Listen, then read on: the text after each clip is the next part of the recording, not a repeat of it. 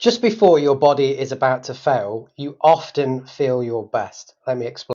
This graph represents the stress curve, and this is also representative of the cortisol demand on your body. So in other words, your stress hormone. Now, we need cortisol in our body to provide us with drive, to provide us with pain relief.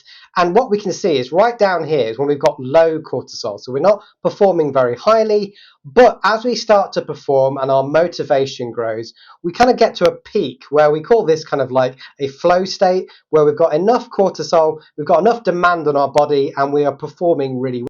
Now, what can happen is when you have too much demand, in other words, at this point here, this could be you exercising too much at the gym, your boss gives you extra work to do, or you might fall out with a loved one or partner, then your body starts overproducing cortisol.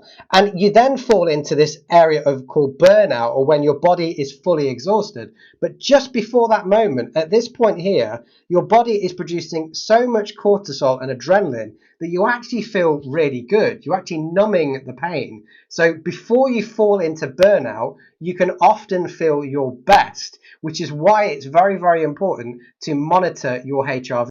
Your heart rate variability, which I've done videos on before, is going to give you the best indication of the state of your nervous system.